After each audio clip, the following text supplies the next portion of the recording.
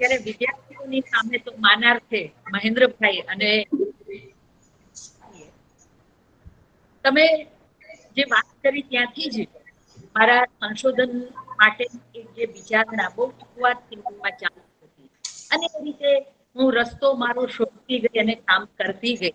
એ યાત્રા આખી મારી સંશોધન યાત્રા એની વિશે વાત કરીશ. હમણાં જે વિપુલભાઈએ ઉલ્લેખ કર્યો ને કે આપણું પર્યાવરણ આપણું પ્રતિષ્ઠાન એવું એક ફોરમ વિદ્યાર્થીઓને જોડી અને તૈયાર કર્યું હતું. હું ત્યારે પણ માનતી હતી અને આજે પણ માનું છું કે જે વિદ્યાર્થી વધારે ચંચળ વધારે તોફાની હોય એનામાં એટલી બધી ઉર્જા હોય છે કે એને ખબર નથી પડતી કે એને હું ક્યાં યોજું. અને આપણી દ્રષ્ટિએ એટલે કે વડીલોની દ્રષ્ટિએ અધ્યાપકોની દ્રષ્ટિએ તોફાની લાગતો હોય, પણ મારી થિયરી ત્યારે પણ હતી અને આજે પણ છે કે એનામાં જે અનર્ગળ ઉર્જા પડી છે એને જો ચેનલાઇઝ કરવામાં આવે તો એ હકારાત્મક રીતે એની ઉર્જા વપરાય અને તો એની ઉર્જા કામે લાગે. પછી જે આપણને બિન ઉપયોગી એવી એની પ્રવૃત્તિઓ દેખાય છે એ પ્રવૃત્તિઓ આપોઆપ જ શમી જાય. આવા એક વિચાર બીજથી મેં અને વળી પર્યાવરણ સાથેની નિસ્બત તો પાકી. મારા પપ્પા ઘનશ્યામભાઈ ત્રિવેદી એ ગુજરાત વિદ્યુત બોર્ડમાં એન્જિનિયર હતા, પણ 1942ની લડતના લડવૈયા હતા, આઝાદીની લડતના. એટલે એ રાષ્ટ્રભાવના, સમાજ માટેની પ્રીતિ, સમાજ સાથેનો અનુબંધ એ મને નાનપણથી વારસામાં મળ્યો હતો. એટલે એપીએપીજી ફોરમ, આપણું પર્યાવરણ આપણું પ્રતિષ્ઠાન, એનો જ્યારે આરંભ કર્યો ત્યારે મૂળ વિચાર આ વિદ્યાર્થીઓની શક્તિને ચેનલાઇઝ કરવાનો હતો. અને બીજો વિચાર એ હતો કે એ વખતે જૂનું કેમ્પસ અને નવું કેમ્પસ, શામળદાસ કોલેજથી લઈ અને આપણા નવા કેમ્પસ યુનિવર્સિટી મુખ્ય કાર્યાલય સુધીના રસ્તા પર વિદ્યાર્થીઓને કાં તો નવામાંથી લાઇબ્રેરી માટે જૂના કેમ્પસમાં જવું પડતું અથવા જૂના કેમ્પસમાં ભણતા શામળદાસ કે સાયન્સ કોલેજના વિદ્યાર્થીઓને માર્કશીટ કે પરીક્ષાના કામ માટે ચાલીને નવા કેમ્પસમાં આવવું પડતું.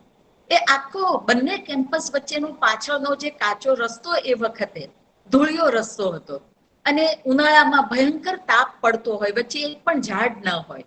એટલે મારા મનમાં થયું કે વિદ્યાર્થીઓની શક્તિને ચેનલાઇઝ તો કરવાની છે, પણ સાથે સાથે આ બંને કેમ્પસને જોડતો એવો એક કાચો રસ્તો જે છે એને કાંઠે ઝાડ રોપીએ.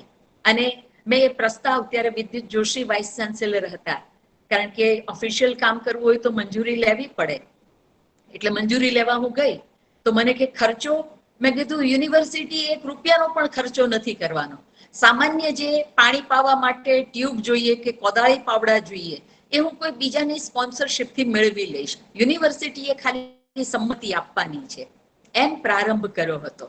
અને મને કહેતા આનંદ થાય છે, મારી પાસે આજે પણ મહેન્દ્રભાઈ એ ફોટો છે કે જ્યારે ખાડો કરી અને ગુલમોહરનું ઝાડ તારા હાથમાં પણ છે એ છોડ રોપવાનું, અને આપણી સાથે બીજા જે એ વખતના વિદ્યાર્થીઓ હતા, કિશોરસિંહ હતા મારા ખ્યાલથી, એ લોકો પણ મારી પાસે એ તસવીર આજે પણ સચવાયેલી છે. એટલે એ રીતે અમે વૃક્ષારોપણનું કામ, અને ઉનાળામાં વિપુલભાઈએ કહ્યું એમ વિપુલભાઈ આવે ક્યારેક કોઈને અનુકૂળ ન હોય તો હું આવું અને અમે પાણી પાતા. મારે જે વાત કહેવી છે, મેં આ જે કામ કર્યું એની નથી કહેવી, પણ એને નિમિત્તે જે બીજ રોપવાની વાત છે તો એને માટે માટી હોવી જોઈએ. અને તમે જાણો છો આપણું ભાવનગર યુનિવર્સિટી કેમ્પસ એ પથરાળ જગ્યા છે, ખડકાળ જગ્યા છે. કિશોરભાઈને વિચાર આવ્યો, બીજા વિદ્યાર્થીઓને વિચાર આવ્યો, સંજય હતો એને વિચાર આવ્યો કે આપણે આ ખાડા પથ્થરમાં કરીએ છીએ પણ એમાં બોર તળાવની કાંપવાળી માટી નાખીએ તો જરા છોડ બરાબર ઉછળી જાય. અને પણ બહુ થાય વિદ્યાર્થીઓને. મેં કીધું ભાઈ ત્યાંથી લાવવું કેવી રીતે એમ. તો એક વિદ્યાર્થીએ કહ્યું કે હું મારું ટ્રેક્ટર લઈ આવીશ. લઈ આવે. મેં કીધું ટ્રેક્ટરને કઈ અકસ્માત થાય તો શું કરવું, અને તમારી ચિંતા વધારે છે. પણ વિદ્યાર્થીઓનો જે ઉત્સાહ, બોર તળાવની માટી નાખી અને પથરાળ ખડકોની અંદર ઊંડા ખાડા કરી અને માટી પૂરી અને ઝાડ રોપ્યા. કેટલાક ઉછળી ગયા છે. મારે ત્યાંથી એક જ વર્ષમાં આ કામ શરૂ કર્યું અને કદાચ એ દુઆઓ વિદ્યાર્થીની મળી હશે કે રામ જાણે, પણ મને અમદાવાદ આવવાનું તરતના વર્ષમાં બન્યું, એટલે આખો પ્રકલ્પ પછી અધૂરો રહ્યો. પણ મારે જે મૂળ વાત કરવી છે સંદર્ભે, એ આ વાતના ઉલ્લેખથી મારે એ કહેવું છે, વૃક્ષ રોપવું હોય, ખેતરમાં વાવણી કરવી હોય, તમે તો બધા ખેતી સાથે મોટા ભાગના જોડાયેલા હશો. હું પણ ખેડૂતની દીકરી છું, હા, મને પણ આવડે છે. હવે નીચે બેસી નથી શકાતું એ ઉંમરને કારણે જુદી વાત, પણ ચાર વાઢી શકું હું, ગાયો ધોઈ શકું, આ બધું જ આવડે છે મને. એટલે પણ તમે જાણો છો એમ ખેતીમાં કે વૃક્ષોને વાડીમાં ઉછેરવા માટે માટીને પહેલા તૈયાર કરવી પડે છે. અને કેળવાયેલું ખેતર હોય, જેમાં કશું જ ઘાસ, કાંકરા, કાંટા, પથ્થર એવું ન હોય, એવી રીતે જે ખેતર તૈયાર થયું હોય એમાં પછી વાવણી થાય તો સારી રીતે એ છોડ છે એ વિકસે. તો પછી સંશોધન, જેને આપણે આવડું મોટું નામ આપીએ છીએ રિસર્ચ, સંશોધન. તો સંશોધન એકાએક તમે BA ની ડિગ્રી લીધી, MA ની ડિગ્રી લીધી અને પછી છે એ સીધા જ આપણે PhD ની હવે એક ડિગ્રી લેવી છે, આમ ઇન્ટરનેટેડ કોમામાં ડિગ્રી લેવી છે, એટલે રજીસ્ટ્રેશન લઈ લઈએ તો એમ સંશોધન થાય નહીં. સંશોધનને માટે જેમ પેલી ખેતરમાં માટી તૈયાર કરવી પડે, એમ તમારે બહુ શરૂઆતથી પુષ્કળ વાંચવું પડે. વાંચીને તમારી જે ચેતના છે એની ભોંયને તમારે કેળવવી પડે, તૈયાર કરવી પડે. અને પછી રિસર્ચ માટેનો વિષય તમે વિચારો તો તમને ખબર હોય કે આ દિશામાં કામ થઈ ગયું છે, એમાં આગળ નવા દ્રષ્ટિકોણથી કરી શકાય, પણ એ વિષય લઈને એનું એ કામ ફરી કરવા જેવું નથી. એટલે આ ભોંય તૈયાર કરવાનું કામ સદનસીબે મારા મમ્મી એ જમાનામાં લગ્ન પછી ભણી અને મેટ્રિક થયા હતા, અને કાયમ એમના હાથમાં હું પુસ્તક જોતી, એટલે નાનપણથી મને પુસ્તકનો રંગ લાગી ગયો અને મારી જિંદગીનો રસ્તો એ પુસ્તકને કારણે નાનપણથી બંધાઈ ગયો. પુષ્કળ વાંચ્યું હતું. એટલે જ્યારે, અને હા, પપ્પા એન્જિનિયર હતા એટલે ટ્રાન્સફરેબલ જોબ હતી.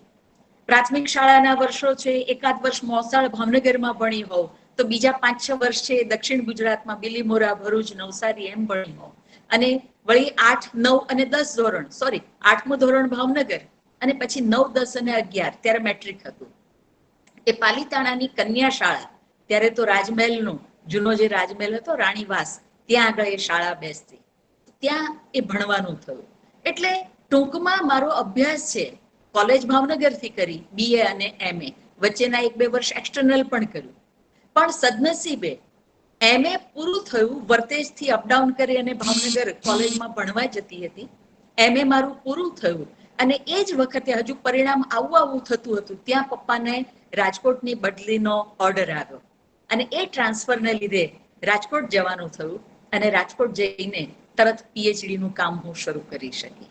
પણ PhD માટે મારો સંશોધનનો વિષય જ્યારે પસંદ કરવાનો આવ્યો, ત્યારે મેં જે ઘણું બધું વાંચ્યું હતું એ મારી સહાય આવ્યું કે આ વિષય ઉપર તો કામ થઈ ગયું છે, આને વિશે તો કંઈ બહુ નવું કરવા જેવું છે નહીં. એટલે સેલ્ફ ક્રિટિસિઝમ એ મારા મનમાં એ વખતે થઈ શકે એટલી ભૂમિકા MA કરતા કરતા બંધાઈ હતી. મારી વાંચન યાત્રા વિશે અત્યારે વાત નહીં કરું, કારણ કે એ બહુ લાંબી વાત છે અને બહુ રસપ્રદ વાત છે. પણ મેં કોલેજના TY સુધીના વર્ષોમાં કાર્લ માર્ક્સને પણ વાંચી લીધા હતા અને કાલિદાસને પણ વાંચી લીધા હતા. એટલે એક વિવેચકીય દ્રષ્ટિ એ કેળવાયેલી હતી. એટલે મેં વિચાર્યું કે મારે કોઈ એવા વિષય ઉપર કામ કરવું છે કે જેના પર હજુ સુધી કોઈ કામ ન થયું હોય. અને એ સમયે 79માં 1979માં જ્યારે મેં PhD નું રજીસ્ટ્રેશન લીધું, UGC ની ફેલોશિપ, જુનિયર અને સિનિયર ફેલોશિપ પણ મને મળી રિસર્ચ માટે. અને એ વખતે વિષય મેં પસંદ કર્યો સ્વાતંત્ર્યોત્તર ગુજરાતી કવિતામાં પ્રતીક આયોજન. હવે એ વખતે પ્રતીક સંજ્ઞા, સિમ્બોલ સંજ્ઞા આપણા વિવેચનમાં ઘણી નવી હતી. તમને જાણીને કદાચ આશ્ચર્ય પણ થાય કે જ્યારે 79માં મેં આ વિષય ઉપર કામ કરવા માટે નક્કી કર્યું, રજીસ્ટ્રેશન લીધું, એ સમયે આપણા ગુજરાતી સાહિત્યમાં પ્રતીક કે કલ્પન કે પુરાકલ્પન, સિમ્બોલ, ઇમેજ કે મિથ એને વિશેનું એક પણ પુસ્તક મળતું નહોતું ગુજરાતીમાં. હતા તો માત્ર લેખો હતા. હરિવલ્લભ ભાયાણીનો લેખ હતો, વિષ્ણુ પ્રસાદે ક્યાંક અછડતી ચર્ચા કરી હતી, રઘુવીરભાઈએ ચર્ચા કરી હતી. આવા 5 લેખો માત્ર મળતા હતા. અને એ સંધિકાળ હતો, આ નવી વિવેચનની જે પરિભાષા છે આપણે ત્યાં એપ્લાય થઈ રહી હતી. એટલે ક્યાંક રૂપકલ્પન એવો શબ્દ પણ વપરાતો, ક્યાંક કલ્પન શબ્દ પણ વપરાતો, તો એને જ વળી કોઈ પ્રતીક પણ કહેતું. વિવેચનમાં આ બધી સંદિગ્ધતાઓ હજુ હતી. એવે સમયે મેં નક્કી કર્યું કે ચંદ્રકાંત ટોપીવાળાએ કાંત તારી રાણી એ જે અનુવાદો આપ્યા છે એની પ્રસ્તાવનામાં એમણે કાંતારી રાણી નહીં, હદપારના હંસ અને એલ્બેસ્ટ્રોસ એની પ્રસ્તાવનામાં, એ બધી ફ્રેન્ચ કવિતાઓના અનુવાદ છે, અને પ્રસ્તાવનામાં એમણે સિમ્બોલની ચર્ચા કરેલી. જો પુસ્તક રૂપે કહીએ તો આ એક વસ્તુ આપણી પાસે, પણ એ માત્ર પ્રસ્તાવના, બાકી તો અનુવાદો હતા. તો એ સમયે જ્યારે મેં આ વિષય પસંદ કર્યો તો એક ચેલેન્જ હતી. મારા ગાઈડ ઈશ્વરભાઈ દવે, આઈઆર દવે, એમણે મને કહ્યું પણ ખરું કે આના વિશે કંઈ સામગ્રી નહીં મળે, તમારે જાતે મથવું પડશે. આપણી ગુજરાતી કવિતાને આ ટૂલ્સથી તપાસાઈ હોય એવું હજુ સુધી બન્યું નથી. મેં કહ્યું એટલા માટે જ મારે કરવું છે. હું અહીંયા કહી દઉં કે હું બહુ મધુરભાષી છું, મિતભાષી પણ છું અને શાંત છું, પણ સ્વભાવમાં સાહસનો ગુણ બહુ નાનપણથી પડેલો છે.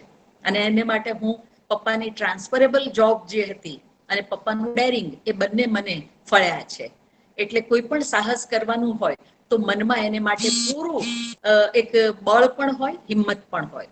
એટલે જ્યારે આ વિષય પસંદ કરવાનો હતો ત્યારે પણ મેં પુષ્કળ વાંચ્યું હતું અને મનમાં એક પરિકલ્પના હતી કે કામ કરીશ તો આને વિશે જ કરીશ. અને મને આનંદ છે એ પણ કહી દઉં મહેન્દ્રભાઈ કે આપણે મોજે પણ કામ કરનારા લોકો છીએ. આ બધા કામ એવા છે કે એમાં મનની મોજે ન ચાલીએ તો બોજો થઈ જાય આ બધો કામ. એટલે મારી પાસે સમય નિર્ધારિત હતો 4.5 વર્ષ. યુજીસીની ફેલોશિપ એ બધું મળીને કુલ 4.5 વર્ષ મળે. એટલે મારા મનમાં એનો સ્પાન નક્કી હતો કે હું 4.5 વર્ષ કામ કરીશ. એટલે પહેલા 2 વર્ષ તો રાજકોટ સૌરાષ્ટ્ર યુનિવર્સિટીની લાઇબ્રેરીમાં આખો દિવસ જઈ અને બધું જ ફેંદી વળી, અને એમાં માત્ર સાહિત્ય નહીં, એમાં ભૂગોળ, ખગોળ, ઇતિહાસ, સંદર્ભ ગ્રંથો, જાત જાતની સામગ્રી હોય. અને એ બધું 2 વર્ષ મેં વાંચવામાં જ પસાર કર્યું. મારા સંશોધન વિષય વિશે પણ વાંચ્યું અને ઇતર વાંચન પણ કરું. અને 2 વર્ષ પછી 1980માં મારા લગ્ન થયા અને 2 વર્ષનો સમયગાળો પણ વીત્યો. એટલે પછી મેં ગંભીરતાથી મારું પીએચડી નું કામ શરૂ કર્યું અને બરાબર 4.5 વર્ષે મેં મારો થીસીસ સબમિટ કર્યો, કૃત સંકલ્પ થઈને. વચ્ચે ભાયાવદરમાં પાર્ટ ટાઈમ લેક્ચરરની જોબ માટે એક કેણ આવ્યું હતું. મારા ગાઈડે કહ્યું કે જવું છે ઉષાબેન? મેં કહ્યું કે ના, નથી જવું, મારે તો રિસર્ચ કરવું છે. અને આજ જવાબ મારી દીકરીએ આઈઆઈએમમાં આપ્યો હતો, એનું મને અત્યારે સ્મરણ અચાનક થયું અને ગૌરવ છે. એ ત્યાં ગઈ એમએસસી કરીને અને બાયોડેટા જોઈ અને પૂછ્યું ત્યાં જે અધિકારી હતા એને કે તમારે જોબ માટે આઈઆઈએમમાં આવ્યા છો કે રિસર્ચ માટે? અને દીકરીએ કહ્યું હતું કે મારે જોબ નથી જોઈતી, હું રિસર્ચ કરવા આવી છું. તો મેં એ રીતે જોબ મળતી હતી પ્રોફેસરની 80 પહેલા, પણ મેં ના પાડી કે ના, મારે પ્રોફેસર થવાની મને ઉતાવળ નથી, મારે તો અત્યારે સંશોધનનું જ કામ કરવું છે. અને બીજું કહું, મારા જે વિદ્યાર્થી મિત્રો સાંભળી રહ્યા છે એને તો ખાસ કહીશ કે જીવનનો નકશો તમારા સંકલ્પ બળ અને તમારી મહેનત એના પર આધાર રાખે છે. મને તક મળે તો કરવું એમ નહીં, તમે સંકલ્પ કરો તો થાય. અને એ હું અનુભવે કહીશ. અત્યારે અભિમાન લાગે કદાચ બોલું તો, મારો સ્વભાવ એવો છે કે જાત વિશે જરા સંકોચ થઈ જાય વાત કરતા. પણ તમારી સાથે જ્યારે આ વાત કરું છું ત્યારે હું કહીશ કે એ વખતે જ પીએચડી કરતા જ મેં સંકલ્પ કર્યો હતો, જ્યારે આ ભાયાવદરને માટે આમંત્રણ આવ્યું ત્યારે, કે મારે કોઈ નાના સેન્ટરમાં નોકરી નથી કરવી. હું નોકરી કરીશ, પ્રોફેસર તરીકે જ કરીશ, પણ મોટા સેન્ટરમાં કરીશ. આ સંકલ્પ પીએચડી કરતા મેં જીવનની શરૂઆતના વર્ષોમાં મનમાં કર્યો હતો. અને સદનસીબે 5 વર્ષ 85 થી 90 જુનાગઢ, 91 થી 98 ભાવનગર યુનિવર્સિટી અને 98 થી હું અમદાવાદમાં છું. તો હું કહી શકું, એટલે કે આટલા અનુભવને અંતે કહી શકું કે જો તમે સંકલ્પ કરો અને મહેનત કરો, અને એટલું તો ચોક્કસ મારા મનમાં છે, નકારાત્મકતા ક્યાંય જ નહીં. નકારાત્મકતા આવે એટલે તમારી ઉર્જા તૂટ્યા વગર રહે નહીં. એટલે હકારાત્મક રહે અને તમે જો વિચારો અને કામ કરો તો તમારા સંકલ્પો કુદરત જરૂર પાર પાડે છે. હવે સંશોધનની વાત કરું, એક પીએચડી માટેના વિષયની જરા ઘણા 4-5 પ્રકારના કામ મેં સંશોધનના કર્યા છે, એટલે થોડુંક હવે આમાં હું ઉતાવળથી કહીશ. પણ કાવ્ય સંગ્રહો વાંચું, એના અર્થો તમે જાણો છો, સ્વાતંત્ર્યોત્તર કવિતા અને એમાં પણ પ્રતીકની જ્યાં વાત હોય તો લાભશંકર ઠાકર, સુરેશ જોશી, સિદ્ધાંશુ યશસ્ચંદ્ર, આ બધા કવિઓ, તો એ કવિતા પહેલા વાંચને ન સમજાય, પણ ઊંડી ઉતરીને કવિતાનો રંગ બહુ શરૂઆતથી લાગ્યો હતો, એટલે કવિતાના અર્થો પામવા માટેની મથામણ એ મને બોજો નહોતી લાગતી, એ મને એક રસપ્રદ યાત્રા લાગતી. અને જ્યારે એમાંથી હું એ પ્રતિકાર્થને પકડી શકું તો મનમાં એટલો બધો તો આનંદ થતો હતો કે ફરીથી આવી કોઈ નવી કવિતા ચેલેન્જ લઈને મારી સામે આવે એની હું રાહ જોતી. એટલે એ રીતે મેં પ્રતીક, કલ્પન, પુરાકલ્પન એ ત્રણેયની ભેદરેખા તારવી આપી મારા થીસીસમાં. અને સ્વાતંત્ર્યોત્તર કવિતા એમાં જ્યાં જ્યાં પણ પ્રતીકોનો વિનિયોગ થયો હતો એ બધા પ્રતીકો ઉકેલી અને એ કેવી રીતે કવિતાને ઉપકારક નીવડ્યા એની વાત મેં કરી. મને કહેતા આનંદ થાય છે કે એ પછી આ એક નવ પ્રસ્થાન. હવે લો પ્રોફાઇલ રહેવાના ફાયદા પણ છે અને ગેરફાયદા પણ છે. મેં ક્યારેય તે એવું ગાય વગાડીને કીધું નથી કે મેં આ આઈસ બ્રેક કર્યો હતો, આ મેં મોટું કામ કર્યું હતું. પણ તમારી સાથે વાત કરતા એટલો ઉલ્લેખ હું જરૂર કરીશ કે મારી પહેલા કોઈએ પ્રતીક, પુરાકલ્પન અને કલ્પન એ ત્રણેયને વિશે સામટી વિચારણા સંશોધનને નિમિત્તે કરી હોય એવું બન્યું નહોતું. મારા થીસીસ પછી એટલે કે 82માં મેં સબમિટ કર્યું એ પછીના ગાળામાં કલ્પન વિશે પણ કામ થયું, એ પછીના ગાળામાં પુરાકલ્પન વિશે પણ સંશોધનને નિમિત્તે કામ થયા. એટલે આ કામ પીએચડીને પદવીને માટેનું સંશોધનનું કાર્ય, એમાં મેં કોઈ સહેલો વિષય પસંદ કરી, સંદર્ભ સામગ્રી પ્રાપ્ત હોય અને કોપી પેસ્ટ કરી લઈએ અને ડિગ્રી લઈ લઈએ એવી રીતે કર્યું નહોતું. મોજથી કર્યું હતું અને ચેલેન્જ મળે. હું એવું આજે પણ મને સંતોષ નથી. આજે પણ મને નવા પુસ્તકો આવે તો, અથવા તો થોડો સમય કોઈ વ્યવહારિક વ્યવસાય પણ કરું છું, એટલે કે પ્રોફેસર છું, બીજા પણ કંઈ કામો હોય અને જો કોઈ પુસ્તકો વાંચવાનું 8, 10, 15 દિવસ ન બને તો મનને બેચેની થવા માંડે.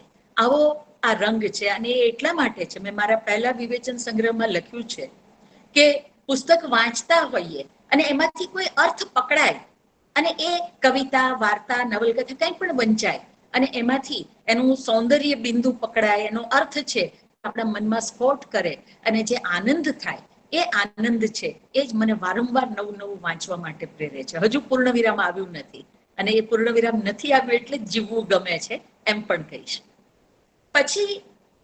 પછીના ગાળામાં મારી વાંચન યાત્રા ચાલી. 1982 પછીના વર્ષોમાં મારું અધ્યાપન કાર્ય 85માં શરૂ થયું પ્રોફેસર તરીકે જુનાગઢમાં, અને પછી વાંચન યાત્રા ચાલી.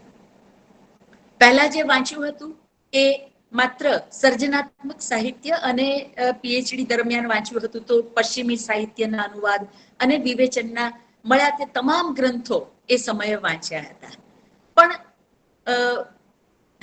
મારે વાત ક્યાં ટૂંકાવવી એવો પ્રશ્ન થવાનો છે, પણ મારે વચ્ચેનો ગાળો આખો જરાક કુદાવી જઈ અને જવું છે પછીના સંશોધન કાર્ય સુધી. પણ જ્યારે જુનાગઢ હતી ત્યારે BA સુધીનો અભ્યાસક્રમ ત્યાં મારે ભણાવવાનો હતો. મોર્નિંગ કોલેજ હતી, બાળકો નાના હતા, પરિવાર હતો, સમાજ હતો, બધું જ હતું. અને મને સમય ક્યાં નીકળી જાય આ બધી જવાબદારી વચ્ચે, એટલે શરૂઆતના મહિનાઓમાં નવું કશું વંચાતું નહોતું. રાત્રે વાંચવા માટે ઘરના બધા જ કામ પતાવી, બંને નાના બાળકો કૌશલ અને જિગીશા, એને માટે પથારી કરી અને એમને પથારીમાં જરા થાબડી અને પછી હજુ જાગતા ઊંઘતા હોય અને હું વાંચવા બેસું, કહું કે હું આવું હમણાં એમ. અને 15 મિનિટ પણ ન થઈ હોય કે 10 મિનિટ પણ ન થઈ હોય, એ બંને માંથી કોઈ એક જણની બૂમ આવે કે મમ્મી તું ક્યારે આવે છે? અને બાળકોથી વધારે તો શું હોય, એટલે હું તરત કહું કે ના, હું તરત આવું છું. અને નવું કોઈ પુસ્તક, એ વખતે ભગવતી કુમાર શર્માની નવલકથા આવી હતી, અસૂર્ય લોક, દવદાર નવલકથા, આશાપૂર્ણા દેવીની પ્રથમ પ્રતિશ્રુતિ, આ બધું એ ગાળામાં વાંચ્યું હતું. પછી મેં ટેવ પાડી કે બાળકો તો પ્રિય છે જ અને એનાથી વધારે કશું નથી, પણ મારે નવું વાંચવું પણ છે. પ્રોફેસરની નોકરી મળી ગઈ એટલે હવે ખાધું પીધું ને મોજ કરવી એ પૂર્ણ વિરામ નહોતું મારા મનમાં. એટલે પછી મેં એ સમયગાળામાં જ્યારે બંને બાળકો નાના હતા અને કોલેજમાં જોબ હતી ત્યારે મેં ટેવ પાડી કે રોજ વહેલી ઉઠી જાઉં. રાત્રે બધું કામ પરવારી બાળકોને વાર્તા કહેતા કહેતા એમને સુવડાવીને હું પણ સુઈ જાઉં અને પછી સવારમાં વહેલી 3 વાગે જાગી જાઉં, 3:30 જાગી જાઉં.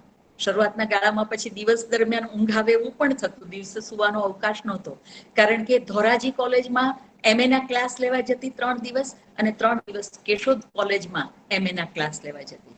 એ સમયે જે નિયમ હતો કે રેકગ્નાઇઝ 2 પ્રોફેસર જો કોલેજ પાસે હોય તો જ એ વિષયના સેન્ટરને મંજૂરી મળે.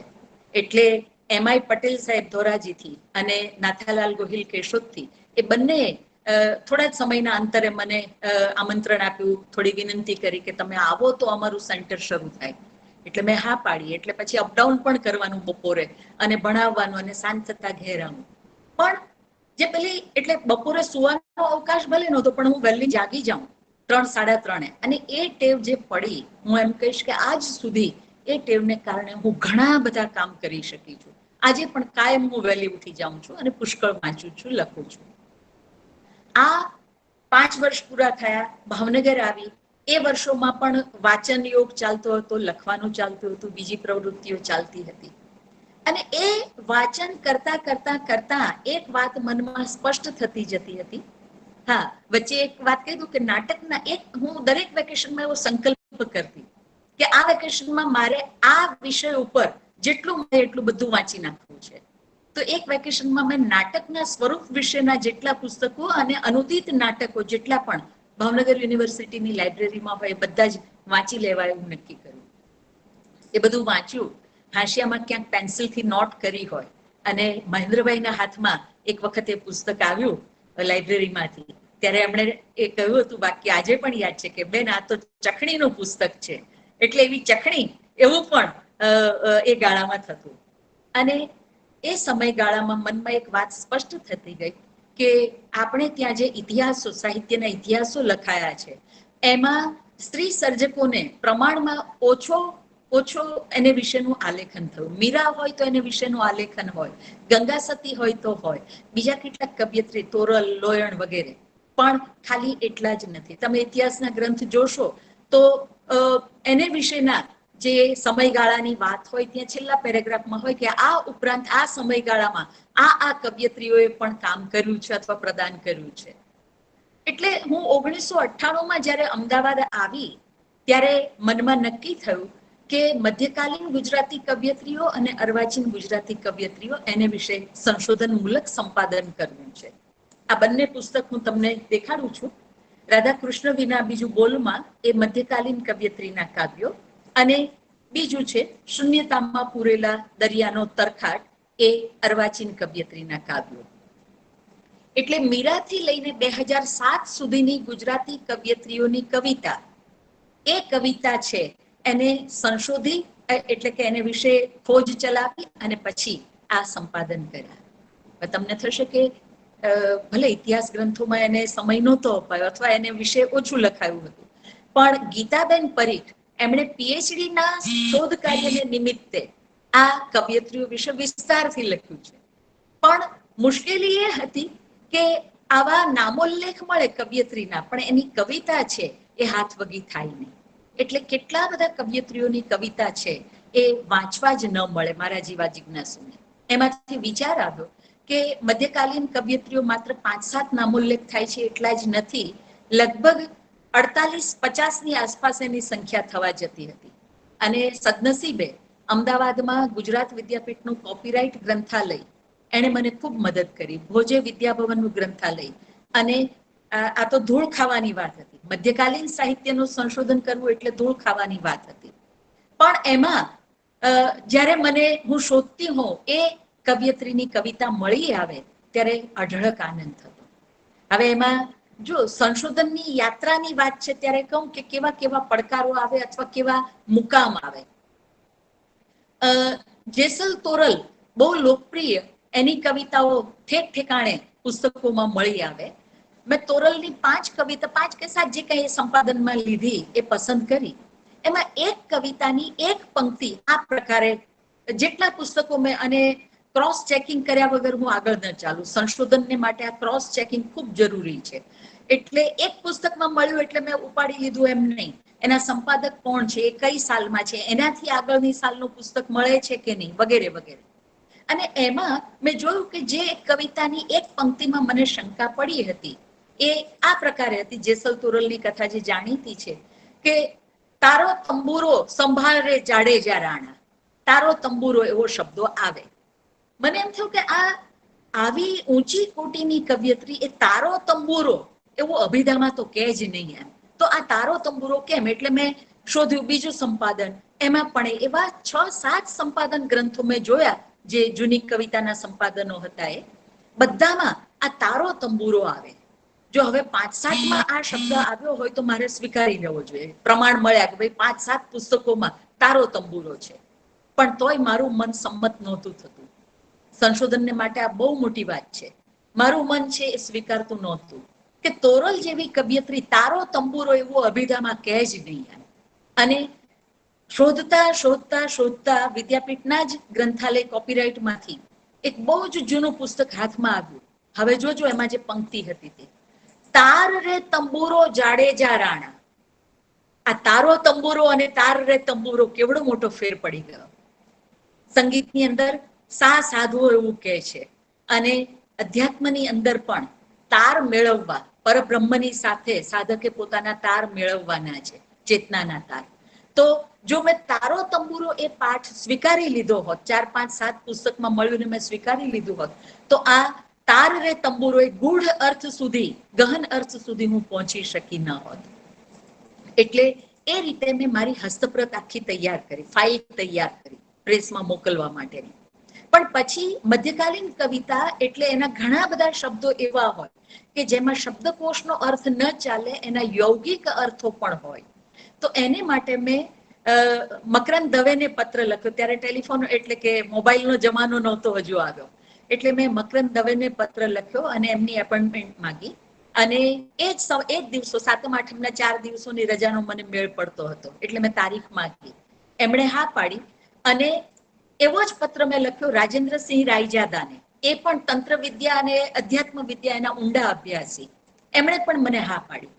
એટલે ટ્રેનમાં હું કેશોદ ગઈ અને રાયજાદા સાહેબ એમની જીપ લઈ મને લેવા આવી ગયા હતા. એમને પહોંચી, સવારે રાત બેઠી હતી ટ્રેનમાં, સવારે પહોંચી, એમને ઘેર જઈ કેમ છો કેમ નહીં કરી અને તરત અમે કામ શરૂ કર્યું. જમવા માટે માત્ર ઉઠ્યા, બાકી સાંજ સુધી મેં મારી ફાઇલમાંથી કવિતાઓમાં જ્યાં જ્યાં મને પ્રશ્નો હતા, જે શબ્દોમાં, જે જગ્યાઓમાં મને પ્રશ્ન હતા, એમની સાથે ચર્ચા કરી. અને સાંજ થતા, સાંજની ટ્રેન હતી એટલે પાછી ત્યાંથી હું ટ્રેનમાં અમદાવાદ આવવા બેઠી. અમદાવાદ આવીને, અમદાવાદમાં મારું ઘર હતું, બંને બાળકો પ્રમાણમાં હજુ કોલેજમાં ભણતા હતા, પણ હું ઘરે નહોતી ગઈ. ત્યાંથી 1 કલાક પછી તરત જ દક્ષિણ ગુજરાતની ટ્રેન મુંબઈની ઉપડતી હતી. એમાં હું વલસાડ ગઈ અને વલસાડથી પછી નંદીગ્રામ ગઈ. નંદીગ્રામ ગઈ, મકરંદભાઈ સમયે પ્રમાણમાં બીમાર રહેતા હતા, એટલે કુંદનિકાબેન મને જાણતા હતા, અગાઉ પણ ગઈ હતી હું, પ્રેમથી આવકારી. પણ પછી એટલું કહ્યું કે ભાઈની તબિયત બહુ સારી નથી રહેતી, એટલે એમને શ્રમ ઓછો પડતો સારું, એટલે તમે 10 મિનિટ ભાઈ પાસે બેસજો, વધારે ન બેસજો. ભલે, વાંધો નથી. અને પછી હું ગઈ, ફાઇલ ખોલી અને મગને મારી કવિતામાં મને જ્યાં જે પ્રશ્ન હતા એ એમને કહ્યા. આખું મારો કામ શું છે એ કહ્યું ને પ્રશ્ન. એટલા બધા તો ખુશ થયા એ. અને વચ્ચે વચ્ચે કુંદનિકાબેન આવીને ડોકાઈ જાય, પણ ભાઈની વાત ચાલુ હોય તો હું અવિવેક કરીને ઊભી કેવી રીતે થાઉં. એટલે લગભગ 1.5 કલાક મકરંદભાઈએ વાત કરી એ બધી કવિતાઓના જે મારા પ્રશ્નો હતા એના સંદર્ભમાં. અને એટલા રાજી હતા મને કે ઉષાબેન, નોકરી બોકરી બધું મૂકીને 1 મહિનો અહીંયા આવી જાઓ, આ મારી લાઇબ્રેરી છે અને એમાં બેસીને તમે તમારું આ બધું કામ પૂરું કરો. પણ એ રજાઓ મૂકવાનું, બાળકોને પણ એટલા મૂકવાના એ શક્ય નહોતું. પણ એમનું આ વાક્ય એ મારે માટે બહુ મોટો પુરસ્કાર હતો. અને એ રીતે આખી ફાઇલના બધા શંકા સ્થાનો મારા લગભગ આવા ઓથેન્ટિક માણસો પાસે મેં સ્પષ્ટ કર્યા. અને એ ફાઇલ લઈને ઘરે આવી. સેટેલાઇટમાં 9મા માળે ફ્લેટમાં રહેતા હતા અને ભૂકંપ આવ્યો. ભૂકંપ આવ્યો એટલે તમે જાણો છો, કચ્છ ભૂકંપ જે વખતે આવ્યો હતો. અને એ વખતે 9મો માળ જે ઝૂલ્યો છે એની કથા પણ પછી સ્વતંત્ર કરીશું. પણ એ વખતે ભૂકંપ અટક્યો અને મનમાં અવઢવ હતી કે શું કરીએ શું ન કરીએ. મારા દિયર ટેનામેન્ટમાં રહેતા હતા અમદાવાદમાં. એનો ફોન આવ્યો કે ભાભી એવું હોય તો અહીંયા જ આવી જજો. અને હજુ મનમાં અવઢવ હતી ત્યાં પાછા આફ્ટર શોકના આંચકા શરૂ થયા. એટલે મનમાં નિર્ણય થઈ ગયો કે ટાવરમાં તો આવા ભૂકંપમાં ન રહેવાય, એટલે પહેરવાના કપડા ખાલી એક નાનકડા થેલામાં લઈને અમે ચારેય જણા મારા દિયરને ત્યાં જતા રહ્યા. પણ ત્યાં પહોંચતા પહોંચતા મને યાદ આવ્યું કે પેલી ફાઇલ જે મકરંદભાઈએ ચેક કરી હતી, રાજેન્દ્રસિંહજી રાયજાદાએ ચેક કરી હતી, એ મધ્યકાલીન કવિયત્રીની કવિતાની ફાઇલ તો ત્યાં મારા ફ્લેટમાં જ રહી ગઈ છે. ખપ પૂરતું દવા અને કપડાઓ લઈને અમે નીકળી ગયા હતા. 2 દિવસ થયા અને પછી મારા સસરાએ પૂછ્યું કે ઉષા કંઈ લાવવાનું છે ત્યાંથી, ફ્લેટમાંથી કંઈ લાવવાની જરૂર છે? મેં કહ્યું કે હા જરૂર તો છે. એવું તો ન કહ્યું, જરા અમન્ય અમે વધારે રાખતા, એટલે એવું તો ન કહ્યું કે મારી ફાઇલ છે એ લેવા જવું છે, નહીતર કદાચ સમજાય, કદાચ ન પણ સમજાય.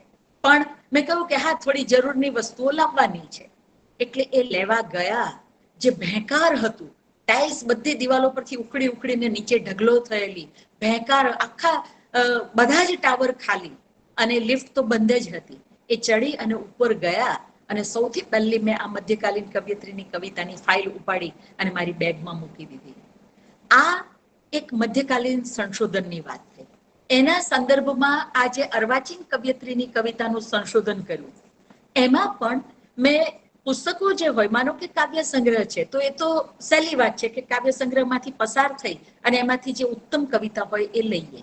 પણ મેં કવિલોકની અને હું મેગેઝિન બધા બાઇન્ડ કરાવીને સાચવતી. એટલે કવિલોકના અંકો મારી પાસે હતા, શબ્દ સૃષ્ટિના અંકો હતા, કવિતાના હતા.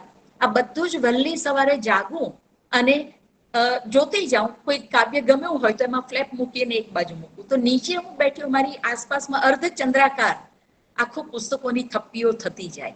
સવાર સુધી એ કામ કર્યું અને એમ મેં એ સંપાદનનું કામ પૂરું કર્યું.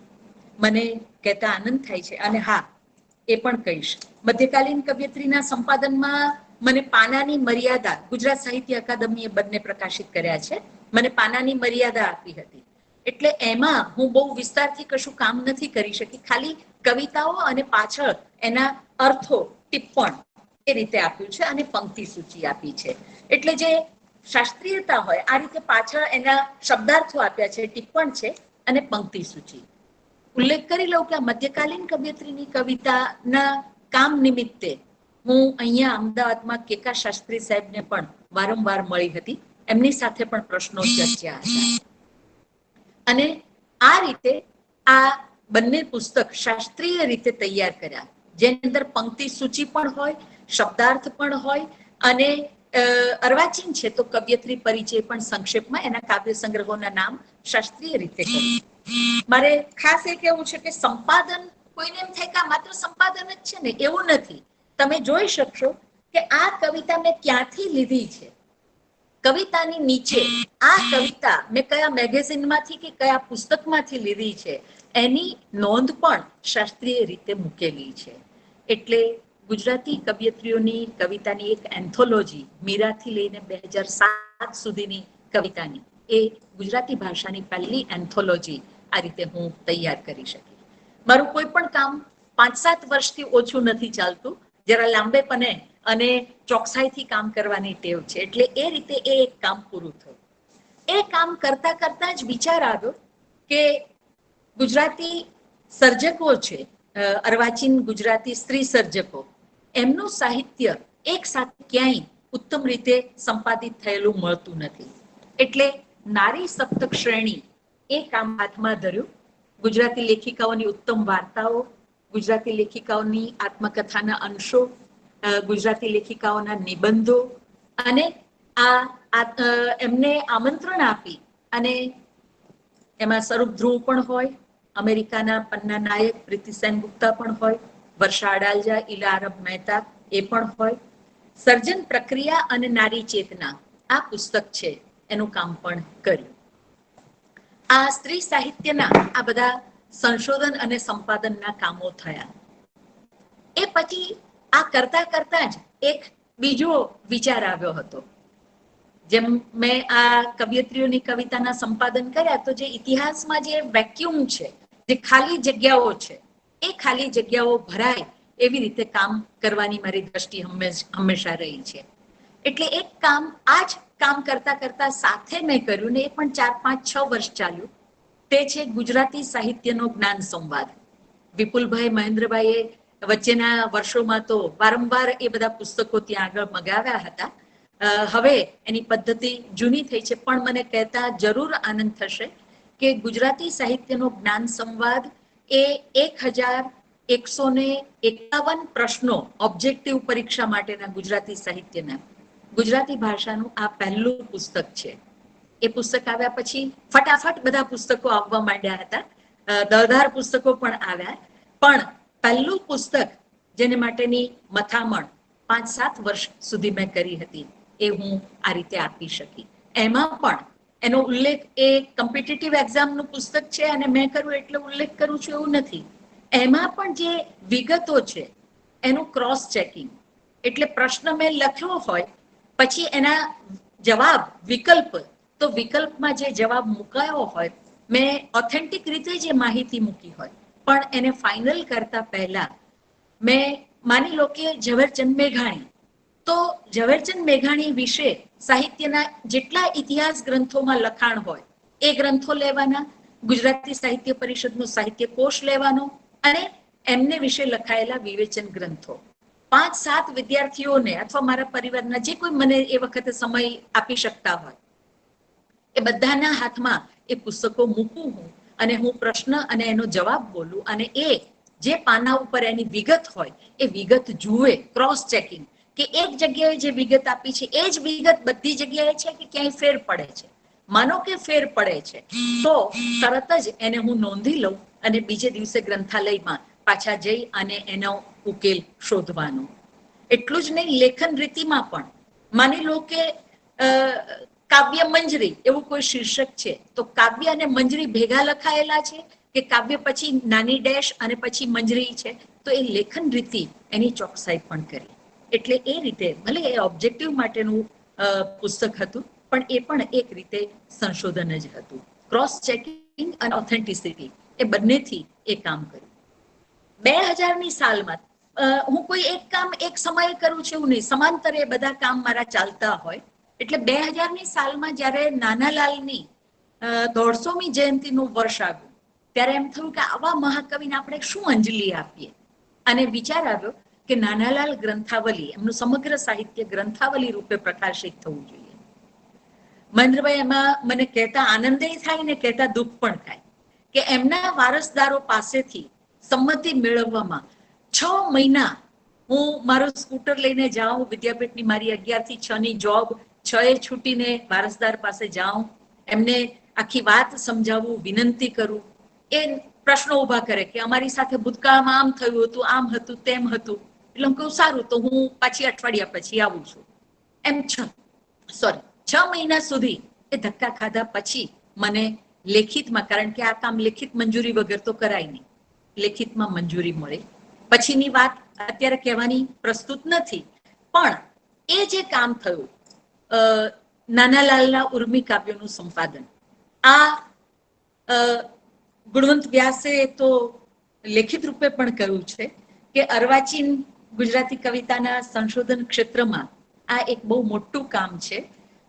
ઉમાશંકર જોશી પછી અર્વાચીન ગુજરાતી કવિતાનું સંશોધનમૂલક કામ આવી રીતે કોઈએ કર્યું નથી, આવું એમણે લિખિત રૂપે કહ્યું છે. એટલે મારે માટે આ બધા પરિશ્રમોના વળતર માટે તો આમે કામ નથી કરતા, પણ ઓથેન્ટિક કામ થાય, ગુણવત્તાસભર કામ થાય, એની જ એક ખેવના હોય. આ સંશોધન માટે સંક્ષેપમાં વાત કરી દઉં તો જેટલા લોકપ્રિય કવિ એટલી એની કવિતાના વર્ઝન વધારે, એની આવૃત્તિઓ વધારે.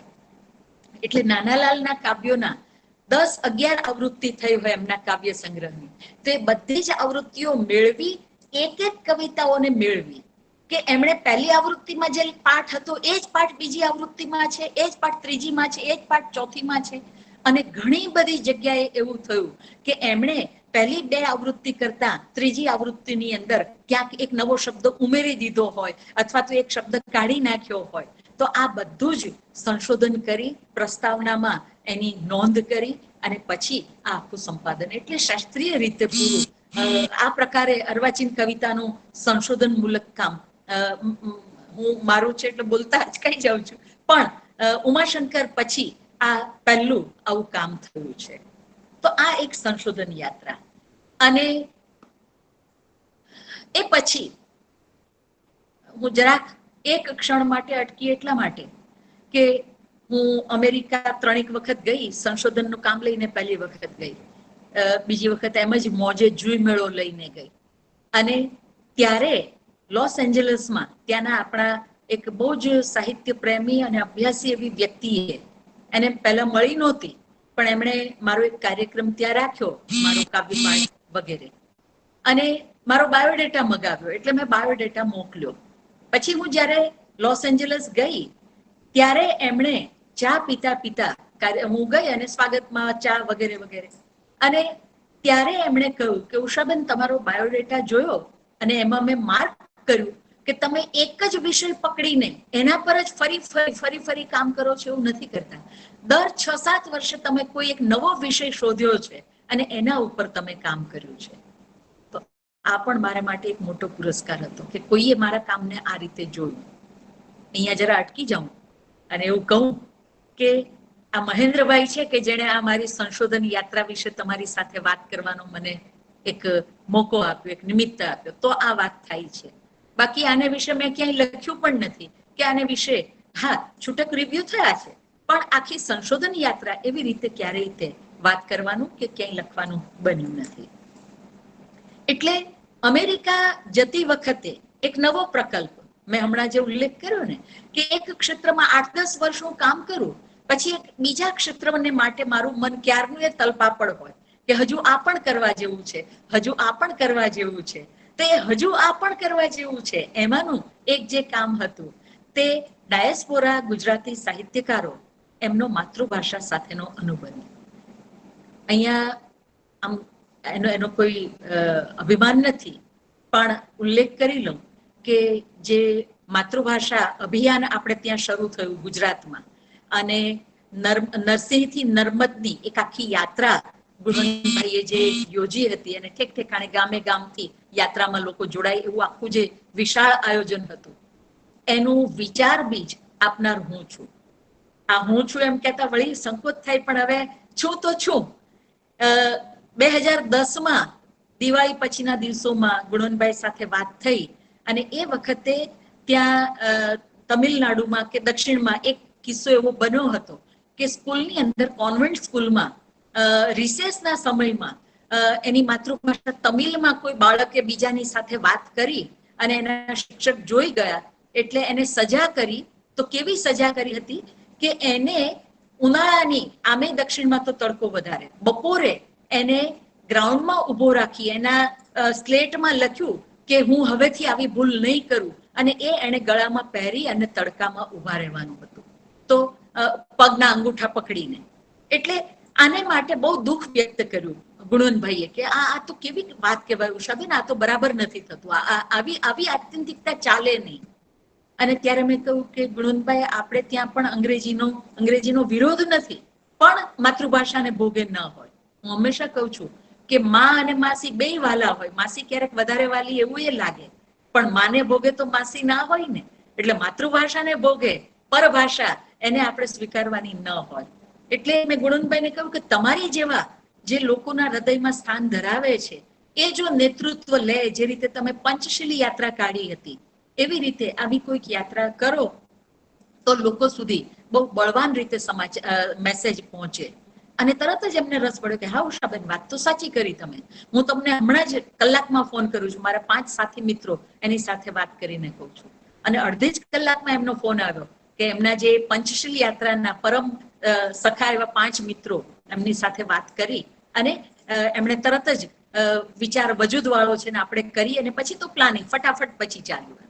તો એ જે માતૃભાષા માટે, માતૃભાષા સાથેના અનુબંધની જે વાત છે, એમાંથી મને વિચાર આવ્યો કે પરદેશમાં રહેતા હોય, 50 વર્ષથી 40 વર્ષથી અમેરિકામાં વસતા હોય, ચારે બાજુ અંગ્રેજીનો દરિયો હોય, અને આપણે કહીએ છીએ કે અંગ્રેજી તો વિશ્વ ભાષા છે, તો એ વિશ્વ ભાષાના દરિયામાં હોય, અને તો પછી એ શું કામ ગુજરાતી ભાષાને યાદ કરે છે. અને હાઇપોથિસિસ હતી મારી કે એ પરદેશમાં રહીને પણ ગુજરાતીમાં એટલા માટે લખે છે કે જ્યારે એ માતૃભાષા બોલે છે અથવા લખે છે, ત્યારે માતૃભાષા દ્વારા એ માતૃભૂમિની સાથે અનુબંધ સાધે છે, અને એ અનુબંધ એમને ઉર્જા આપે છે, માટે જ એ માતૃભાષાની સાથે જોડાયેલા રહે છે. આવી એક હાઇપોથિસિસ લઈ અને મેં કામ કર્યું. અમેરિકા ગઈ, યુજીસીના જે યોજના છે એ પ્રમાણે રજા લઈને, અને ત્યાં આગળ જેટલા સાહિત્યકારોને મળી, અને ત્યાંના સમાજ જીવનને સમજવા અનેક પરિવારોની પણ મુલાકાત લીધી. અને મારી હાઇપોથિસિસ, જેટલાને પ્રશ્નો કર્યા એમાંથી 5% લોકો એવા હતા કે જેણે એવું કહ્યું કે અમને કોઈ ફેર પડતો નથી, અંગ્રેજી હોય કે ગુજરાતી કોઈ ફેર પડતો નથી. પણ 95% લોકોએ તો એવું કહ્યું કે અમે ગુજરાતી બોલવા માટે તરસીએ છીએ. શરૂઆતના વર્ષોમાં તો આઘા હોઈએ.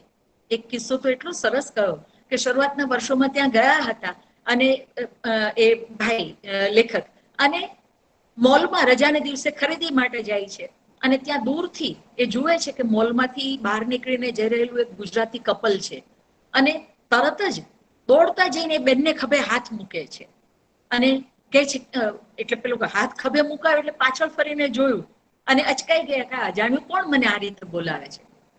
અને લેખકને પણ સમજાયું કે મેં બહુ ઉલ્લાસમાં જઈ આવીને આ રીતે પરિચય વગર ખભે હાથ મૂકીને વાત કરવા પ્રયત્ન કર્યો છે. અને એમણે કહ્યું કે માફ કરજો, પણ તમને ગુજરાતી છો એવું મને લાગ્યું, એટલે હું દોડીને આવ્યો, હું નવો અહીંયા આવ્યો છું. એટલે એક કિસ્સો એવો પણ કયો ઇન્ટરવ્યુમાં કે અમે વતનમાં ફોન કરીએ આજથી 40-50 વર્ષ પહેલા, અને ત્યારે તો કોલના ચાર્જીસ ઘણા વધારે હતા, પણ ઘરે મા બાપની સાથે, કુટુંબની સાથે કેમ છો કેમ નહીંની વાત થઈ જાય એ પછી પણ અમે વાત પૂરી ન કરીએ, અને પૂછીએ કે આજે શું જમ્યા, આજે કોણ આવ્યું હતું મળવા, કાકા શું કરે છે, માસી શું કરે છે. અમે નાના પ્રશ્નો કરીને વાત લંબાવ્યા કરતા, જેથી કરીને ગુજરાતી ભાષા અમારી કાને પડતી રહે. તો માતૃભાષા સાથેનો આ અનુબંધ, આવા તો અનેક કિસ્સા એ જે પુસ્તક છે મારું એની અંદર એ મુકાયેલા છે. તો આ પણ સંશોધન એ દિશાનું પહેલું સંશોધન છે. જેમ પ્રતીક વિશે પહેલી વખત મેં કામ કર્યું, એ જ રીતે આ માતૃભાષા ડાયસ્પોરા સાહિત્યકારો ઉપર ઘણા કામ થયા છે, એના સંપાદનો પુષ્કળ થયા છે, અને એમના મૂલ્યાંકનની થોડી ઘણી વાત થઈ છે. પણ ડાયસ્પોરા સાહિત્યકારોની માતૃભાષા એને વિશે પહેલું કામ હું કરી શકી એનો મને આનંદ છે. હજુ મારી સંશોધન યાત્રા એની વાત અહીંયા આપણે પૂરી કરીશું, પણ મારા મનમાં હજુ ઘણા નવા પ્રકલ્પો છે, અને એટલે મને ઊંઘ નથી આવતી. રાત્રે મારે ઊંઘવા માટે પ્રયત્ન કરવો પડે છે, સતત મને કામ છે એ જગાડે છે, હજુ આ કરવાનું છે, પેલું કરવાનું છે. પ્રવાસો તો ખરા જ ખરા, પણ પ્રવાસની સાથે આ શબ્દ યાત્રા પણ. એટલે અહીંયા મારી વાતને રોકીશ અને એટલું જ કહીશ કે શબ્દ, તમે તો બધા સાહિત્યના વિદ્યાર્થી છો એટલે હું બીજું તો શું સમજાવું, પણ જેને કળા, હા, મારા દીકરાને મેં આવું કહ્યું હતું, એ જયારે ફર્સ્ટ યરમાં કોલેજમાં હતો, કોલેજિયન હતો, ત્યારે મેં એને કહ્યું હતું કે બેટા જીવનમાં કોઈ પણ એક કળાની સાથે નાતો જોડજે. સાહિત્ય એવું નથી, પણ કોઈ પણ એક કળા સાથે નાતો જોડજે, કારણ કે જો જીવનમાં કળાને સ્થાન આપ્યું હશે ને તો જીવનના ચડાવ ઉતારમાં ટકી જવાશે. કાઠિયાવાડી ભાષામાં હું કહું હંમેશા કે મુસીબત તો રાજા રામને આવી હતી, એટલે કોઈને પણ આવી શકે, પણ જો કળા સાથે નાતો જોડેલો રાખ્યો હશે, મુસીબત આંટો દઈને જતી રહેશે પણ તમને હલાવી નહીં શકે. આવું મેં મારા દીકરાને એ વખતે કહ્યું, અને મને આનંદ છે કે એ પણ કળા સાથે જોડાયેલો છે. મારા સંતાનો સમા મારા કેટલા બધા વિદ્યાર્થીઓ, મહેન્દ્રભાઈ હોય, અત્યારે જનકભાઈ કદાચ સાંભળી રહ્યા છે, જનકભાઈની ઘણી જ અનેરી છે, ફૂલભાઈ છે, સંજય છે, આ બધા મારા વિદ્યાર્થીઓ, એ બધાએ પણ કળાને બરાબર જીવતી પોતાનામાં રાખી છે. તમને પણ હું એ જ સંદેશ આપીશ કે જીવન યાપન તો કરવાનું છે, આર્થિક ઉપાર્જન તો કરવાનું છે, સામાજિક વ્યવહારો પણ નિભાવવાના છે, પણ કળા તમને જે સંતોષ આપી શકશે ને આનંદ આપી શકશે એ બીજું કંઈ નહીં આપી શકે. બસ આટલું કંઈ. ધન્યવાદ, આભાર બેન. કેવું હોય કે સાંજે આપણા વડીલ બહાર ગયા હોય, સવારે નીકળ્યા હોય ઘરેથી, અને પછી સાંજે ઘરે આવે, પછી રાત્રે આપણે જમીને વાળું કરીને બેઠા હોઈએ કે આજે શું કર્યું તમે, ને પછી ઈ વાત માંડે કે આજે તો આમ હતું, પછી અહીંયા ગઈ હતી, પછી આમ થયું, અને આટલી વાતો થઈ. રોજ સાંજે ઘરે બેઠા વાળો કર્યા પછી નિરાતે આપણા વડીલ આપણને દિવસ દરમિયાનની મુસાફરીની અનુભવની વાત કરે, એવી વાતો હમણાં 40 વર્ષના પ્રવાસની, 35 વર્ષના પ્રવાસની આપણા વડીલો આપણી સાથે કરી રહ્યા છે. આમ એક રીતે એટલી શાસ્ત્રીયતા છે સંશોધનની, એ તો છે જ. આમાંથી ઘણા મુદ્દાઓ આપણે એ બધા શીખી રહ્યા છીએ, પણ પેરેલલી જે કથાઓ આપણને મળતી જાય છે એ બધી, એમાંની ઘણી તો કદાચ આવી રીતે આ નિમિત્તને કારણે જ મળી રહી છે. જેમ બેને આજે કીધું કે એ પહેલી વાર બોલતા હતા, લાઈક બળવંતભાઈ પણ એવું કીધું કે હું પહેલી વાર મારી સફર વિશે હું પહેલી વાર વાત કરું છું. વિનોદભાઈ પણ એમના સંશોધન વિશે કદાચ પહેલી વાર આવી રીતે વાત કરી. તો ચલો, આ એક મહત્વનો દસ્તાવેજ પણ બની રહ્યો છે આપણી મુસાફરીઓનો. અને આ બધા યુએન સંઘ જે નીકળ્યા હતા પોતાનો દેશ છોડીને બીજા દેશોને, બીજા દેશની વિદ્યાને પ્રાપ્ત કરવા, એ મુસાફરીનો આપણને થોડો પ્રસાદ મળે છે. થોડા પ્રશ્નો જો કોઈને હોય, એકાદ પ્રશ્ન આપણે લઈએ બેનને પૂછવા માટે, કોઈને કઈ પ્રશ્ન થયો હોય તો પોતાનો વિડીયો અને સાઉન્ડ અનમ્યુટ કરીને તમે પૂછી શકો, તમારો પરિચય પણ આપી શકો.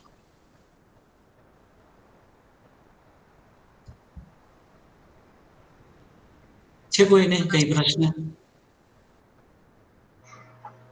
જનકભાઈ, માસોતમ માસે, શ્રાવણ માસે, સપ્તમી ને સોમવારે 7.5 નું 91 કરવા ગયા છે જનકભાઈ. આ રહ્યા, આ બેઠા. ઓડિયો બંધ છે. જનકભાઈ, તમારો અવાજ નથી આવતો. તમારો અવાજ બંધ છે સાહેબ. અવાજને ખોદી જ નથી શકાતો. બરાબર. આયો. માસોતમ માસે, શ્રાવણ માસે, કૃષ્ણ પક્ષે, સપ્તમ્યામ તિથો, પરમ અષ્ટમ્યામ તિથો, વાસરોત્ય મંદ વાસરે, યથાવર્તમાન નક્ષત્ર યોગ પર્ણ લગ્ન મૂર્ત સંગાહી યોગ મૃડગણ વશિષ્ઠાયામ શુભ તિથો, અમુક ગોત્રો ઉત્પન્ન અમુક શર્મણ મમ ગુરુવર્ય ઉષાબેન ઉપાધ્યાય મમ આત્મન સ્મૃતિ સ્મૃતિ પુરાણોક્ત પુણ્ય ફલ પ્રાપ્તિ બ્રહ્મ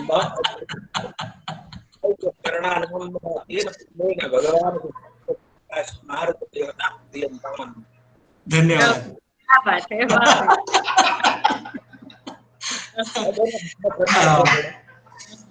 મિત્રો, કોઈને પ્રશ્ન નથી એવું માનીએ. છે જનકભાઈ, તમે કઈ કહેવા માંગો છો? મારો એક પ્રશ્ન છે બેન. અવાજ આવે છે મારો? હા હા આવે છે. મારો પ્રશ્ન એ છે બેન કે હું અત્યારે થોડું ભજન વિશેનું થોડું મારું કામ ચાલુ કર્યું છે મેં. એમાં મધ્યકાલીન કવયત્રી દાસી જબુ નામે છે. દાસી જબુ નામે એક મધ્યકાલીન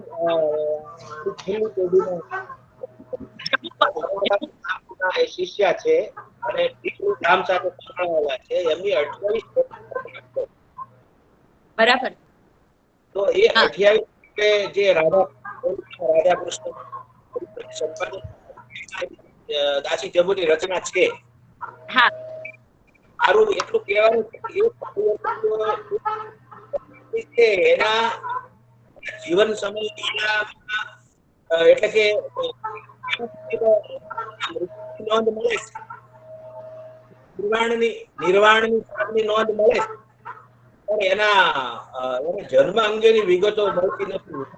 પણ જઈ આવ્યો, બજારમાં પણ જઈ આવ્યો અને ઘણી શોધ કરી છે, પણ છતાં એવો મને કોઈ સંકેત હજી મને મળ્યો નથી. તો કહી શકાય છે.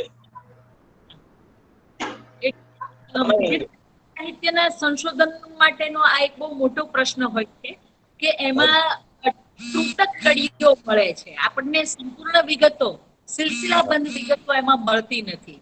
અને જો મળે તો પણ એની ચકાસણી કરવી પડે. એ પ્રક્ષિપ્ત નથી, આપણે જોવું પડે.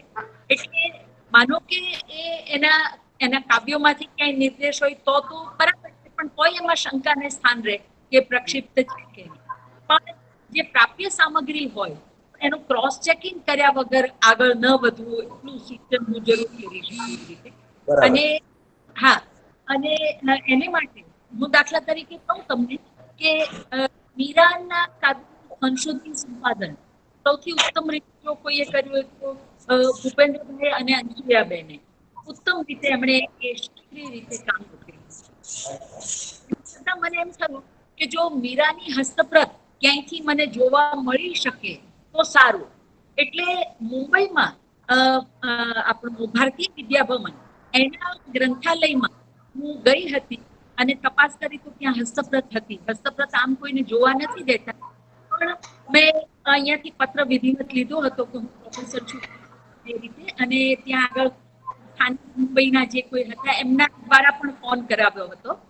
તો મને મીરાની હસ્તપ્રત ત્યાં જે સચવાઈ હતી, મીરાની પોતે લખેલી તો શક્ય જ નથી, પણ એમની જે કોઈ હસ્તપ્રતો હતી પછીના ગાળામાં લખાયેલી, તો એવી એક હસ્તપ્રત મને જોવા મળી હતી. પણ મારે એ નક્કી ત્યારે શરૂઆતમાં તો એવું હતું કે મધ્યકાલીન તમામ કવિયત્રીઓની હસ્તપ્રતો હું શોધી કાઢીશ અને એ હસ્તપ્રતને આધારે હું આ મધ્યકાલીન કવિયત્રીની કવિતાનું સંપાદન કરીશ. પણ મીરાની કવિતાની હસ્તપ્રત શોધ્યા પછી પણ મેં જ્યારે જોયું તો એ હસ્તપ્રતમાં જે ગુજરાતી ભાષા હતી અને આજે આપણે મીરાના પદ ગાઈએ છીએ કે છપાયેલા વાંચીએ છીએ એમાં જે ગુજરાતી ભાષા એ બંનેમાં જમીનનો તફાવત. બેન, મારું એટલું પૂછવું છે મારે કે તમે જે મધ્યકાલીન કવિયત્રીઓની જે સંપાદન કર્યું ત્યારે એની જે હસ્તપ્રતો છે એની હસ્તપ્રતો છે તો હસ્તપ્રતો આજે મળે ના, બધાની હસ્તપ્રત મેં મીરાની હસ્તપ્રતથી શરૂ કર્યું, પણ મીરાની હસ્તપ્રતમાં મને ભાષાનો તફાવત દેખાયો કે આજે આપણે મીરાના પદ ગાઈએ એ ભાષા અને મીરાની હસ્તપ્રતમાં જે ભાષા એ બેમાં જમીનનો તફાવત. બરાબર. હસ્તપ્રતના આધારે જો કરવા જઈએ તો ભાષા એ કમ્યુનિકેટિવ ન રહે, ત્યારની ભાષા હોય એ. એટલે એ પછીથી મેં બીજા કવિયત્રીઓની હસ્તપ્રતો શોધી નથી, જેટલા પણ જૂનામાં જૂના સંપાદિત ગ્રંથો મળ્યા એમાં એના આધારે એ બધા જ ગ્રંથો છે કે મેં તપાસ્યા અને એ સંપાદન કર્યું છે. હસ્તપ્રતને આધારે કર્યું નથી. બરાબર. થેન્ક યુ જનકભાઈ, આભાર. પ્રણામ બેન. અને એક પૂર્તિ કરી લઉં, એક જ મિનિટ પૂર્તિ કરી લઉં. આ હસ્તપ્રતની વાત આવી એટલે એક વાત કીધા વગર તો હવે પૂરું નહીં કરાય. એક જ મિનિટ.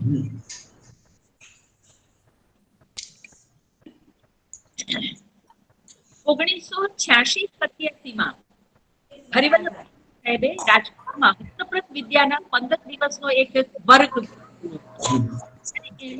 હસ્તપ્રત વાંચનની તાલીમ છે એ મેં લીધી.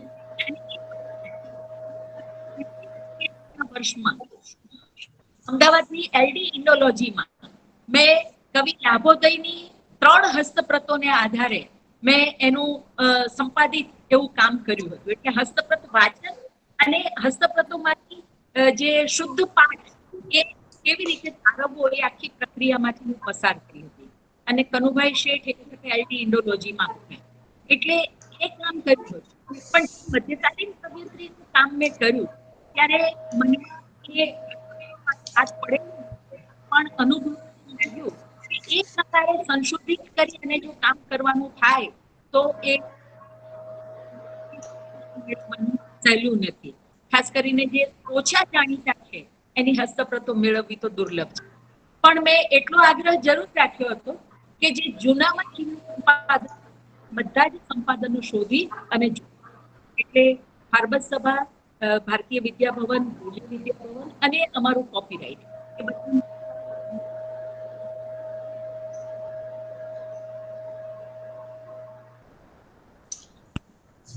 ઓકે, મજા પડી. અસ્મિતાબેન આભાર માનશે. જાણી જોઈને અસ્મિતાને આજે આભાર માનવાનું કીધું, કેમ કે એને જે ઉર્જા જોઈએ છે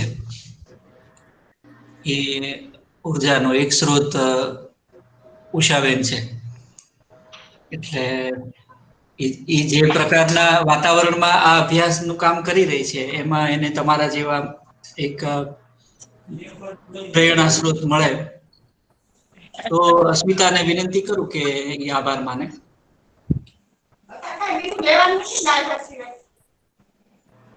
હા હેલો બેન. હા નમસ્તે સંભળાય છે. સંભળાય છે. હા હા બેન, જ્યારે મને સોરી કીધું કે અસ્મિતા તારે આભાર માનવાનો છે, ત્યારે જ ખબર પડી કે આટલો સમય થઈ ગયો છે, કલાક જેટલો સમય થવા આવ્યો છે. પણ ત્યાં સુધી ખબર જ નહોતી કે આટલો સમય જતો રહ્યો એમ.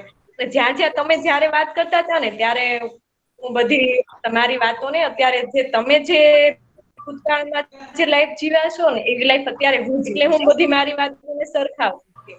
તમે કહેતા હતા કે હું ખેતરમાં ઝાર વાઢવાનું કે ગાય દોવાનું જે કામ હું અત્યારે હાલમાં કરી રહી છું. અને બાળકો સંભાળે હું પણ અત્યારે 2 બાળકો નું કામ, ઘરનું કામ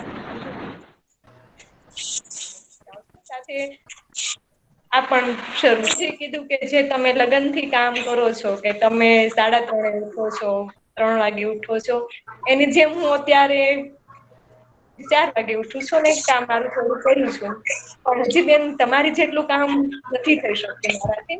પણ આજે મને તમારા કામમાંથી ઘણી બધી પ્રેરણા મળી છે. તમે કઈ રીતે કામ કરો છો એમ. હવે હું આગળ થોડું ધ્યાન રાખીશ. તમે જે રીતે કામ કરો છો તમારામાંથી આજે મને ઘણી વાત સમજાવી કે મારે પણ હવે થોડું વધારે ધ્યાન આપવું જોઈએ મારા કામમાં અને આ કામને સારી રીતે કરી શકો એ માટે બને તેટલો પ્રયત્ન કરવો જોઈએ. બેન, આજે તમે અમને આ માધ્યમથી મળ્યા અને તમારી બધી વાત કરી એ માટે ખૂબ ખૂબ આભાર. અમારા ભાવનગર વિશ્વવિદ્યાલય અને PhD સર્વ વિદ્યાર્થીઓ વતી આપનો આભાર માનું છું કે આજે અમને મોકો મળ્યો તમને સાંભળવાનો. મને બહુ જ મજા આવી બેન, ખૂબ મજા આવ્યા છે. થેન્ક યુ બેન. Thank you. Thank you. Thank you Asmita. આભાર. ઉષાબેન આભાર અને પ્રણામ. પાછા આ મેઘધનુના ઢાળ ઉપર મળશું. આ ત્યારે સહેલું છે પેલું તારીખો હા હા બધું ચાલુ કામ કરવા પડે ત્યારે આમાં તો મોજે મળી ગયેલું છે. હા મળીએ છીએ પાછા અને બધા વતી ફરીથી આભાર અને પ્રણામ. નમસ્તે. તમને પણ અભિનંદન. નમસ્તે બેન, નમસ્તે. નમસ્તે. નમસ્તે વિપુલભાઈ. નમસ્તે બેન. આવજો. આવજો. આવજો. આવજો.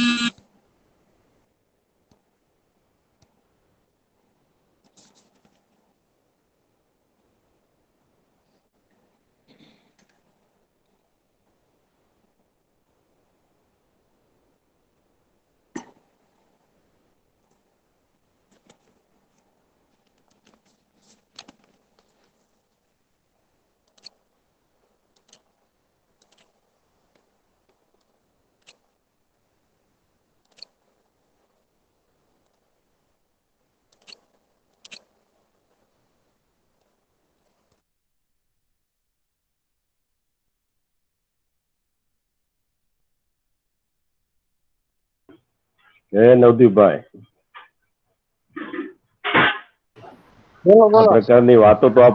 આ પ્રકારની વાતો તો આપણે સાંભળીએ છીએ, પણ ખરેખર આપણે એવા થઈ નથી શકતા. મીટિંગ પૂરી થઈ ગઈ છે અને આપણું રેકોર્ડિંગ ચાલુ છે, એટલે હવે આપણે આમાંથી લેફ્ટ થવું જેવું જોઈએ. ચાલો, ઓકે, એ વાત સાચી. ચાલો ભલે.